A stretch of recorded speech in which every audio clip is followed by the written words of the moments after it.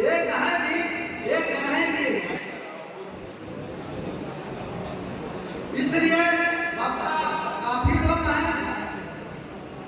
पुनः महात्मा काशीराम साहब को श्रद्धांजलि अर्पित करते हुए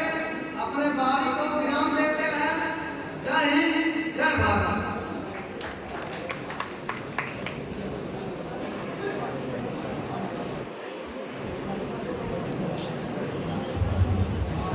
बहुत बहुत धन्यवाद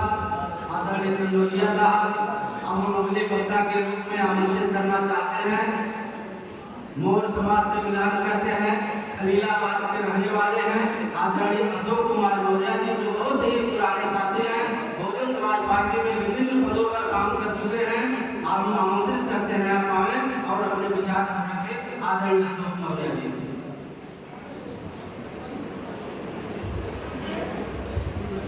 करुणा के सागर तथागत महामानव गौतम बुद्ध, भारतीय संविधान के निर्माता बोधिसत्व बाबा साहब भीमराव अम्बेडकर साहब, आज जिनका पुण्यतिथि मनाने के लिए हम लोग यहाँ पर इकट्ठा हुए हैं, बहुजन समाज पार्टी के संस्थापक मानव काशीराम साहब के चरणों में श्रद्धा का सुमन अर्पित करते हुए बहुजन समाज में जन्मे संत कबीर, संत रविदास, ज्योतिबा फूले साहब, सावित्रीबाई फूले, छत्रपति साहू जी महाराष्ट्र की धरती से अलग जगाने वाले नाई समाज में पैदा हुए कर्पूरी ठाकुर साहब, बाबू जगदेव प्रसाद कुशवाहा जी, ललाई राम यादव जी, सभी महापुरुषों के चरणों में श्रद्धा का सुमन अर्पित करते हुए साथ ही साथ बहुजन समाज पार्टी की मुखिया बहन कुमारी मायावती जी को दीर्घायु होने की कामना करते हुए आज इस कार्यक्रम के मुख्य अतिथि मंडल के प्रभारी माननीय इंद्र राम साहब, कार्यक्रम की अध्यक्षता कर रहे माननीय गौतम साहब यहाँ पर उपस्थित हैं, बस्ती मंडल के मंडल प्रभारी, हम लोगों के नेता, कई मंडलों में बहुजन समाज पार्टी का रंग लगा रहे माननीय रामचंद्र चौधरी साहब, माननीय कप्तान बाबू जी, संचालन का काम कर रहे माननीय सुभाष चंद्र गौतम साहब, यहाँ पर उपस्थित सभी बहुजन समाज पार्टी के मंच पर बैठे हुए मंचासीन नेतागण, तीनों जिलों से आए हुए तीनों जिलों के जिलाध्यक्ष, मंडल के कोने कोने से आए हुए बहुजन समाज पार्टी के जाबाज समर्थक साथी यहाँ पर उपस्थित, इस मंच का शोभा बढ़ाने के लिए सभी लोगों का हार्दिक अभिनंदन एवं स्वागत करते हैं। मित्रों, मानव काशीराम साहब पंजाब की धरती पर पैदा हुए और महाराष्ट्र की धरती पर नौकरी करने का काम किया। महाराष्ट्र की धरती ही बाबा साहब भीमराव अम्बेडकर साहब की बहुजन समाज के विचारधाराओं को आगे बढ़ा करके, बहुजन के मूवमेंट को आगे बढ़ा करके उनको हक और अधिकार को दिलाने के लिए महाराष्ट्र की धरती से संघर्ष किया था। उसी धरती पर जब मानव काशीराम साहब नौकरी करने के लिए गए तो मानव काशीराम साहब बाबा साहब के द्वारा लिखी हुई किताब को जब पढ़ने का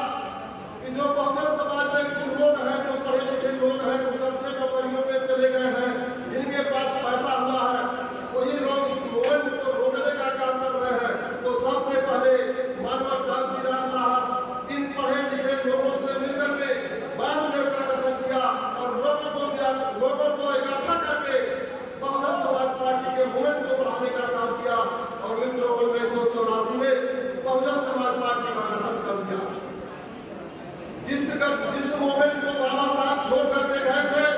बाबा साहब का सपना था कि दिल्ली के कुर्सी पर जो कब्जा किया जाए। लेकिन मित्रों मैं आपको बता दूं, माननीय काशीराम साहब अभी दिल्ली तक तो नहीं पहुंचा सके, लेकिन सबसे बड़े प्रदेश उत्तर प्रदेश में काम कुमारी मायावती जी को प्रधान मुख्यमंत्री बना करके आपके पास सम्मान को बढ़ाने का काम किया है। मित्रों, खास करके मैं पिछड़े समाज के लोगों को बताना चाहता हूं कि बाबा साहब और माननीय काशीराम साहब दलितों पिछड़ों के साथ साथ पिछड़े समाज के लोगों के भी लड़ाई लड़ने का काम किया। बाबा साहब ने टाटा का लेकर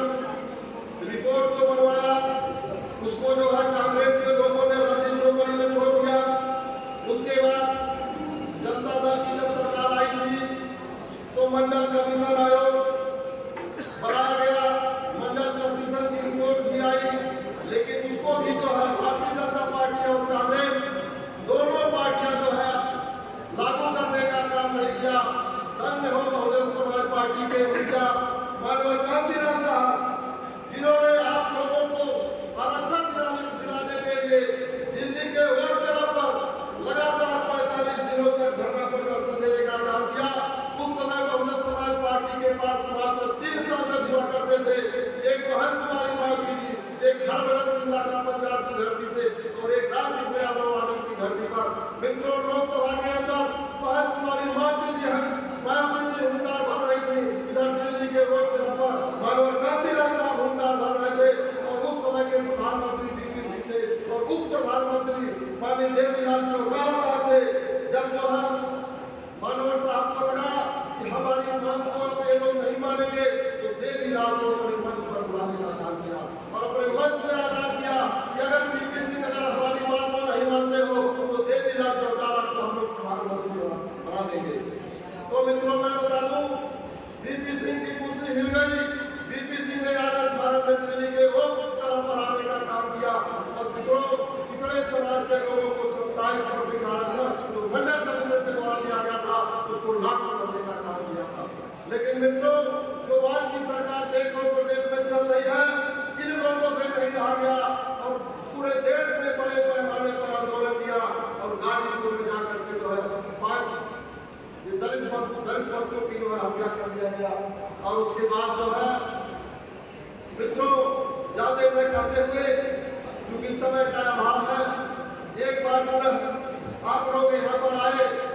आप लोगों का हृदय से अभिनंदन करते हुए, स्वागत करते हुए अपनी वाणी को विराम देता हूँ। जय भीम, जय भारत। बहुत बहुत धन्यवाद।